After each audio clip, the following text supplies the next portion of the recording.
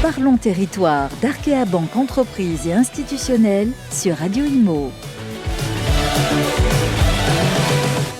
Voilà, vous êtes sur Radio Imo avec Parlons Territoire, l'émission d'Arkea et une banque qui va au contact. Merci en tout cas pour cette troisième et dernière partie. On a le plaisir d'accueillir sur le plateau, je l'avais déjà rencontré à Brest, c'est Alban Boyer, le président de Trecobat et d'Amenatis. Bonjour Alban. Bonjour Sylvain, bonjour Aurélien. Merci d'être avec nous Aurélien. Première question. Alors, Alban, c'est vrai qu'on a beaucoup parlé là de Rennes, de la métropole de Rennes. Voilà, cette émission est consacrée à la Bretagne et puis je pense que vous le savez, c'est important pour le groupe d'Arkea d'être présent également sur les villes moyennes, d'accompagner les entreprises et puis et évidemment les problématiques du logement. Donc voilà, l'activité principale historique de Trecobat, c'est la maison individuelle. C'est un marché qui souffre particulièrement ces dernières années. Comment se porte cette activité au sein du groupe Trecobat? Et puis, si vous pouvez nous en dire un peu plus sur l'activité globale de l'entreprise. Alors, je vais commencer par présenter qui nous sommes, peut-être. Effectivement, Trecobat, c'est un groupe familial, indépendant, dont le siège est à Lannilis, au nord de Brest. C'est très central par rapport à notre territoire d'action, puisqu'on intervient sur l'ensemble de l'arc atlantique jusqu'à Toulouse. 200 millions d'euros de facturation annuelle, 530 collaborateurs et 4e constructeur de maisons individuelles français. Pas mal. Pour peser un petit peu les choses. Une ETI, on appelle ça une ETI. Exactement, c'est la classification ETI. Aujourd'hui, on s'est organisé et diversifié, et il valait mieux, je pense, dans le contexte pour anticiper les choses. Les arbres montent pas au ciel, et si on n'est pas sans être devin, il fallait anticiper un petit peu les tendances lourdes qui se passent aujourd'hui. Donc, notre activité historique est effectivement la construction de maisons individuelles au travers de 2 marques, Trecobat et Trecobois, parce qu'on est un gros opérateur dans le domaine du bois. Et puis l'activité d'extension qui s'appelle Extenbois. Ça, c'est le pôle construction chez nous. Nous avons un deuxième pôle qui est le pôle Amenatis, qui est la partie aménagement foncier et promotion immobilière, qui intervient surtout en revitalisation des centres-bourgs. C'est notre marqueur. Et sur les territoires, il y a des besoins importants.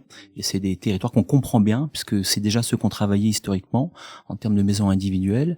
Une troisième activité industrielle. Nous avons 2 usines. Une ici à l'Hermitage, sur le territoire de Rennes Métropole, et une autre du côté de Lannilis. On a une capacité installée de 120 000 m² de murs bois, donc c'est une grosse capacité, pour servir nos propres besoins, mais aussi le compte d'opérateurs tiers qui auraient aussi besoin. Une 4e activité qui est la partie service. Dans la partie service, c'est des applications digitales, Nestor, donc qui est pour, guider nos clients dans ce parcours immobilier parfois complexe et de plus en plus complexe. Une autre activité qui s'appelle Teamzy, dans laquelle Arkea est d'ailleurs, on partage le capital de cette entreprise et cette aventure entrepreneuriale. Et puis une 3e activité qui est Nestor Watt, qui est l'installation et la maintenance photovoltaïque sur les activités résidentielles, sur notre propre parc, sur les 25 000 maisons qu'on a construites, mais aussi pour compte de tiers ou d'autres opérateurs. Bravo. Mais attendez, après on dira que les entrepreneurs n'ont pas de talent dans ce pays. Franchement, bravo. Alors oui, est-ce qu'on peut faire un petit zoom sur l'activité maison individuelle? Parce que pourquoi, je pense que c'est important qu'on s'en parle et que s'en disent les choses. Et puis Alban, vous êtes un vrai spécialiste du sujet. Pourquoi ce marché souffre particulièrement? Pourquoi on a autant de défauts? On vit dans une démocratie. Tous les Français veulent une maison individuelle. Ils sont plus de 85% parmi les 25-35 ans, mais ça vous le savez déjà. Voilà, en dehors de Paris, parce qu'à Paris on a décidé que la maison individuelle c'était pas bien. Donc voilà, la chambre à 7 m², le truc mortel quoi. 85% parmi les 25-35 ans. C'est le logement préféré des Français. Ah oui. On doit le rappeler. Est-ce qu'on est ou on doit être dans une économie où on doit imposer aux gens leur envie? C'est un petit peu la tendance que l'on prend depuis 2017, puisque finalement nous n'avons plus aucun dispositif d'aide, ni réglementaire, ni d'encouragement fiscaux, mais je vais même plus loin, sur les zonages, sur la décarbonation, tous les dispositifs liés au logement, systématiquement la maison individuelle a été stigmatisée et exclue de tous les dispositifs, comme si c'était mal d'en faire et comme s'il était interdit d'en faire. La réalité pourtant opérationnelle, c'est que l'envie des Français, c'est bien ça qu'ils doivent avoir. Et donc il y a une vraie distorsion entre les deux sujets. J'ai une bonne nouvelle pour vous. Ça va s'arrêter. Donc voilà, vous avez raison, puisque effectivement, vous avez un pouvoir exécutif qui a décidé à la place des Français. Puis les Français, c'est normal, on rappelait... Alors, vous avez dit des choses aussi extrêmement importantes, et Aurélien a raison de le dire. La maison individuelle, n'est pas opposable avec l'idée qu'on partage tous de la transformation environnementale, du souci climatique. On en a parlé avec effectivement les personnes du public. On peut, et vous l'avez démontré, puisque dans votre arsenal constructif, vous aviez même anticipé ces mouvements-là sur l'empreinte foncière, sur le mode constructif, sur notamment la capture de carbone, sur lequel vous avez fait des travaux absolument remarquables. Vous êtes même un des moteurs principaux de l'innovation. Je profite de votre présence justement là-dessus. Qu'est-ce qui bloque quand on est un entrepreneur de votre taille aujourd'hui? Qu'est-ce qui bloque? Qu'est-ce qui fait qu'à un moment donné, il y a un désamour à ce point-là? Au point où on vous fustige, c'est-à-dire qu'on vous dit, parce qu'on vous a accablé tous les mots. Vous savez que vous êtes le destructeur de la biodiversité, on vous l'a déjà dit cela. Ce genre de choses, alors que les statistiques démontrent que sur les 40 dernières années, l'installation de ce qu'on appelle les CAMIS, les constructeurs de maisons individuelles, ont revitalisé un tiers des centres-bourgs qui seraient morts, je vous le dis, qui seraient morts.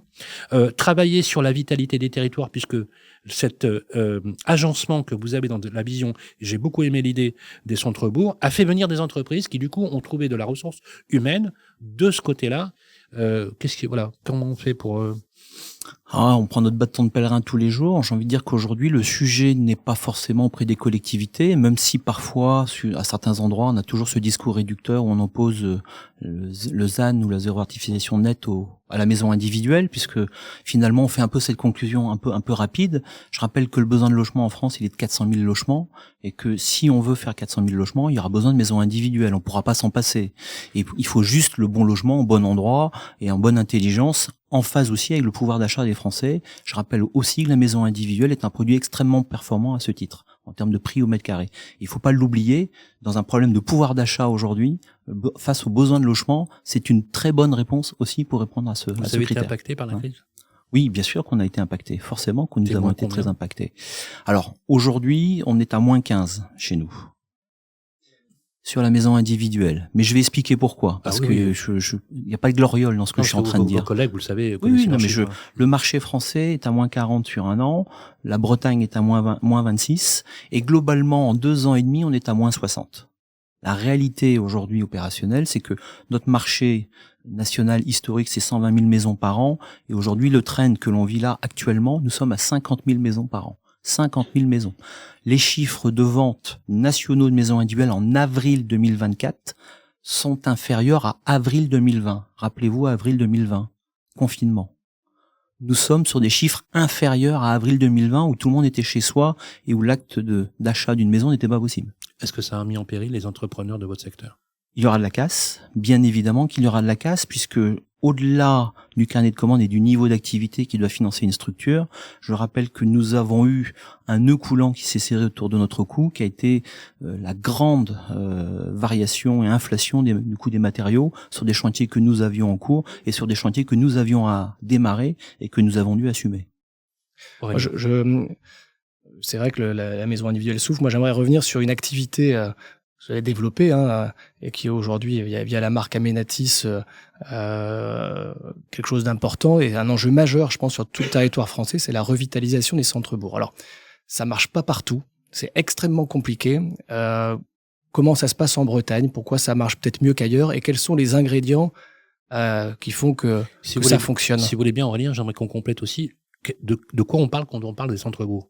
Oui, parce que les centres-bourgs ont voté là. Oui, bien sûr. Oui, bien sûr. De quoi on parle et quels sont les effets? Parce que on connaît bien l'histoire de votre groupe, mais voilà, dites au public ce que vous faites pour ces centres-bourgs, parce que vous êtes attendu par les élus locaux, vous le savez, de ces centres-bourgs comme le Messie, c'est incroyable.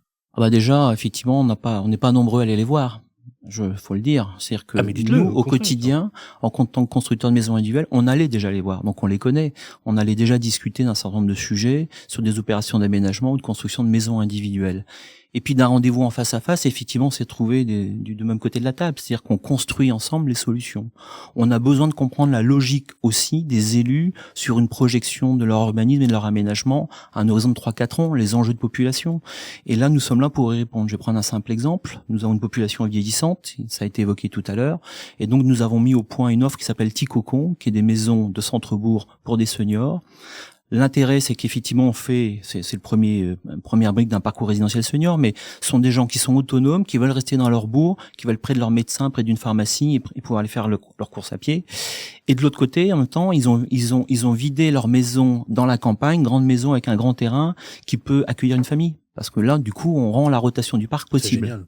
Et donc ça, par exemple, en termes de revitalisation de centre-bourg, on est capable de faire ça. Le deuxième sujet, ou très concret, nous sommes actionnaires d'une société qui s'appelle Office Santé, qui répond à des déserts médicaux, qui fait l'ingénierie de réponse de santé. Et quand on fait des maisons seniors dans le centre-bourg, eh bien, si l'élu a effectivement besoin aussi d'une maison de santé, on lui apportera aussi l'ingénierie pour dynamiser le territoire et rendre attractif cette commune à des médecins qui peuvent parfois arriver d'ailleurs. Ça répond au désert médical. Je repense aussi au commerce. Compliqué aussi de refaire venir des commerces dans des centres-villes, de petites villes. L'un, effectivement, n'est pas décorrélé de l'autre. Il y a les deux sujets, effectivement. Je rappelle que le taux de chômage en Bretagne, c'est 6,1. Donc, je ne peux pas dire qu'on est en plein emploi, mais dans les 6,1, 50% sont des chômeurs de longue durée. Donc, c'est compliqué de leur trouver une suite. Et donc, forcément que les entreprises sont obligées de faire venir du monde de l'extérieur. Suivant les organisations professionnelles, entre un quart et un tiers des recrutements faits ne viennent pas parce qu'ils ne trouvent pas de logement. Ça correspond aux statistiques qui ont été annoncées et qui s'annoncent d'ailleurs même malheureusement catastrophiques pour septembre. Ils ne trouvent pas de logement. Donc nous, c'est d'apporter effectivement des réponses autour de ces sujets. Ça peut pas être une réponse sans silo, c'est une réponse collective qu'il faut construire avec les élus, les entreprises des territoires, mais c'est bien sur ces territoires. La Bretagne est un territoire assez particulier de ce niveau-là. Je parlais avec des gens du nord de la France hier. On a un territoire économique qui est extrêmement diffus. Finalement, il y a de l'activité économique sur tout le territoire. Et derrière cette activité économique, il y a de l'emploi du bâtiment, il y a de l'emploi du commerce de proximité un peu partout. La question, c'est effectivement comment on fait pérenniser ces entreprises, comment on fait pérenniser ces emplois locaux. Et puis, il y a un autre sujet qu'on a eu du mal à caractériser, et dans le cadre d'une association qui s'appelle Investir en Finistère, on vient de livrer une grande étude sur les évolutions de population. Elle est disponible sur le site d'Investir en Finistère, je vous invite à la télécharger. Et grâce aux étudiants de l'Université de Bretagne occidentale, on a pu caractériser de manière instantanée les flux de population, c'est-à-dire les gens qui sont arrivés à la maille de l'EPCI, et globalement, une grande majorité des EPCI en Bretagne, les communautés de communes, ont gagné de la population. Population arrivant des métropoles, Paris, des réfugiés climatiques, sud de la France, absolument. Des familles qui arrivent dans ces territoires diffus pour un choix de vie. Et ça passe en dehors des radars et on le mesure pas en fait. C'est la qualité de vie qui est promue à travers cela. Vous avez parlé d'un sujet très important. On va arriver à la fin de cette émission sur l'habitat adapté dans le parcours résidentiel. Vous avez parlé de cette rotation. Je trouve ça extrêmement symbolique, moi, d'un point de vue communicant, entre la maison, vous savez, où il y avait les enfants et ça devient trop grand, et puis il y a les escaliers, et puis c'est pas évident, etc. Et on est à 15 km de la pharmacie ou du médecin le plus proche, par exemple, de les mettre en centre-ville et de faire la mutation de l'autre, en fait, finalement, avec une maîtrise des coûts et des prix, parce que comme vous le savez, l'avantage, c'est que les élus locaux, notamment sur les communautés de communes, ont une politique très offensive, ils sont prêts à vous aider sur le foncier pour le faire, parce que ce qu'ils veulent, c'est avoir de l'activité pour ne pas mourir, en fait. L'idée, c'est de pas faire mourir ces centres-bourgs. L'habitat intergénérationnel, est-ce que c'est des sujets sur lesquels vous travaillez en mode co-living, parce qu'on de plus en plus avec l'autopartage, les soins, et qui permettent notamment, par exemple, à des étudiants ou des jeunes ménages d'avoir accès à des logements beaucoup plus abordables en échange de services en nature? Alors, est-ce que c'est dans l'air du temps? Pas tout à fait ces sujets. Le premier sujet de co-living que l'on a fait, c'est pour des réponses de salariés de la santé, puisque avec Office Santé, on est connecté à ce monde, et effectivement, quand on recrute sur un territoire du personnel santé, qu'on a déjà eu du mal à faire à venir, le sujet de co-living d'atterrissage pour les jeunes professionnels de santé, c'était un sujet. Et donc, on a des premières solutions qui arrivent sur ce sujet.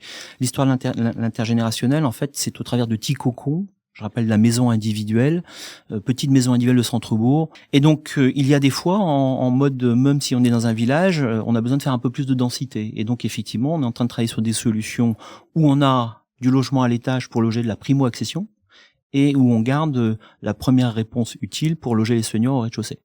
Je trouve c'est, voilà.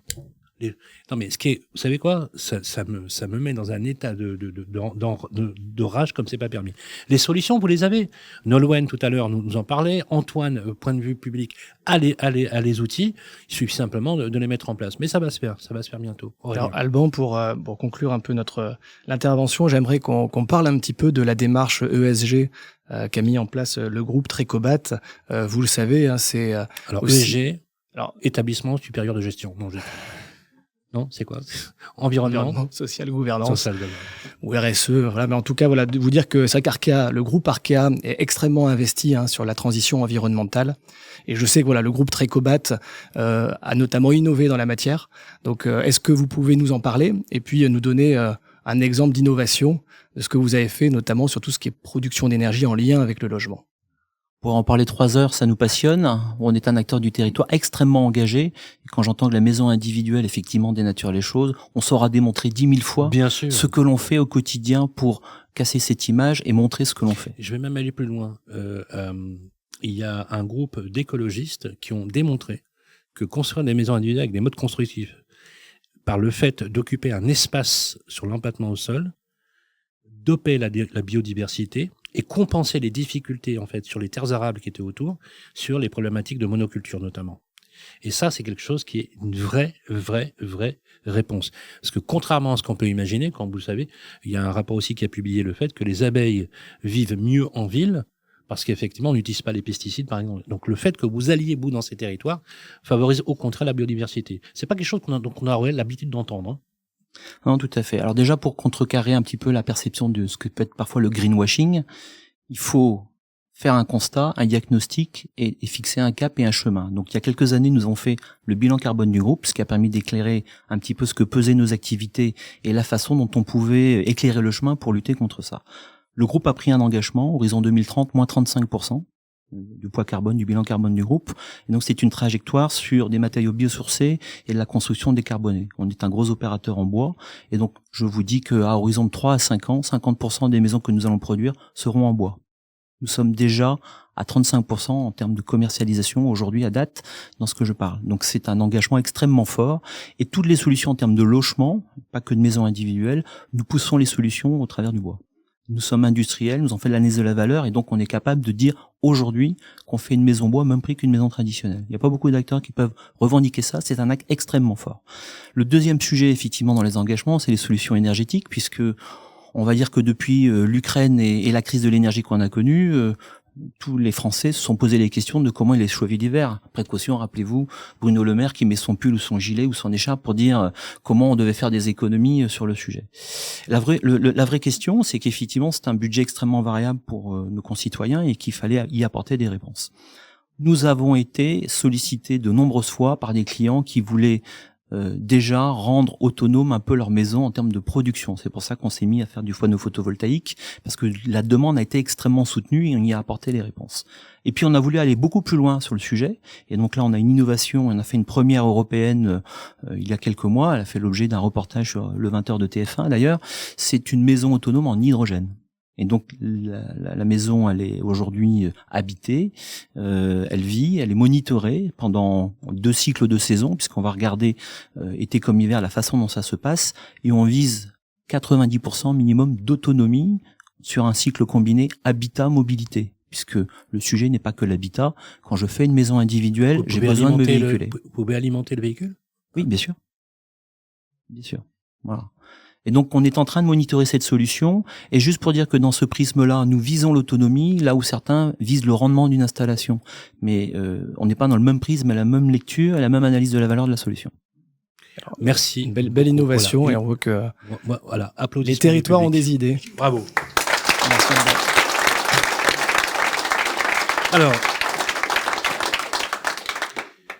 bien évidemment, là, on est dans un public dans lequel on taille tous dans le même secteur, mais vous toutes et vous toutes qui nous connaissez, qui nous écoutez régulièrement, vous voyez bien que tout ça, c'est du concret. Ce que dit Alban à la tête de l'entreprise, puisque votre juge de paix, c'est aussi ce qu'il y a sur la dernière ligne du bilan. Si vous n'étiez pas aujourd'hui profitable, ou au minimum pour certains de vos confrères à l'équilibre, vous auriez disparu.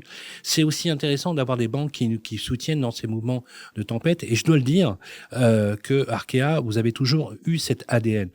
Mais vous êtes aussi une banque coopérative, donc il y a aussi un état d'esprit coopératif qui préside à tout cela. Les richesses, on l'a dans notre pays, on l'a vraiment, et je pense que une des vertus finalement de nos émissions, mais ça vous le savez public, puisque je vous le dis à chaque fois dans ma matinale du samedi sur Sud Radio et sur toutes les villes de France que nous faisons, de pouvoir mettre l'accent.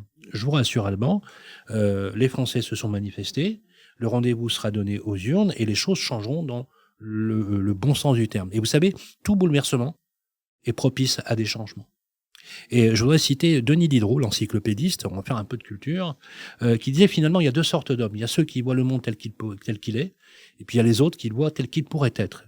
Ce qui fait que les uns sont des pusillanimes, on peut même dire des lâches, et les autres des téméraires. Vous êtes définitivement un téméraire, et je pense que c'est aussi ça qui fait l'ADN des entrepreneurs dans notre pays.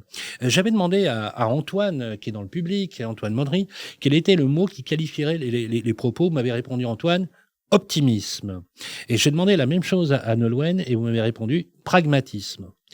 Pour illustrer le propos, je vais vous poser la même question à vous, Alban. Quel mot qualifierait les propos que nous avons partagé ici? Conviction. Ça me plaît beaucoup. Et je vais demander la même chose à notre ami Aurélien.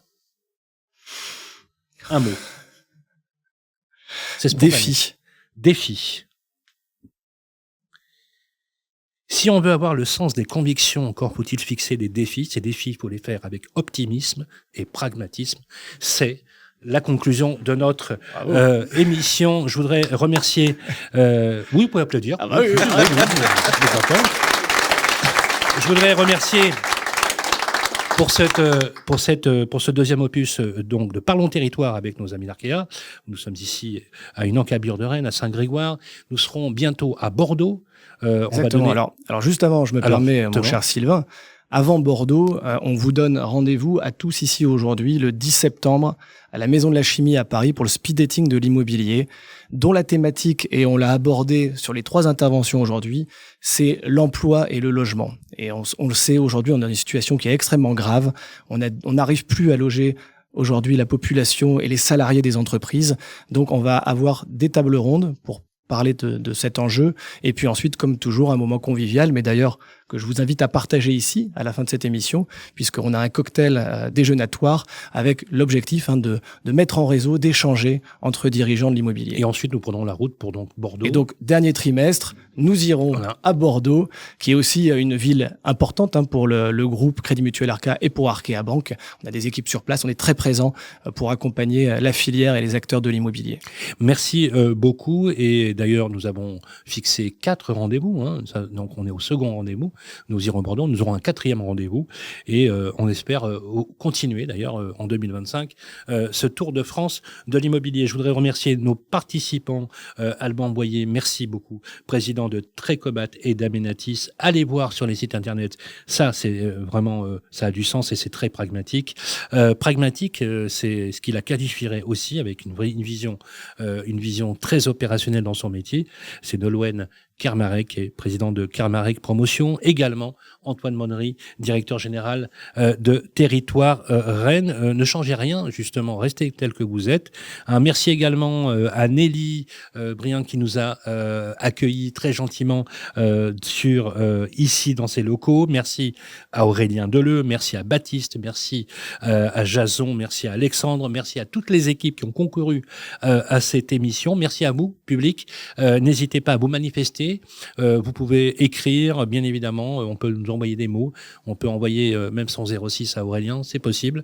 Merci en tout cas d'avoir partagé ce moment avec vous. N'oubliez pas, rendez-vous aux urnes, car le fait de voter, eh bien, c'est la manifestation de l'intérêt citoyen que nous avons tous pour faire en sorte que tout le monde puisse vivre dans une ville, dans des centres-bourgs, de manière inclusive et harmonieuse. C'est en tout cas l'objectif que l'on se fixe lorsqu'on porte la parole. D'ici là, prenez soin de vous.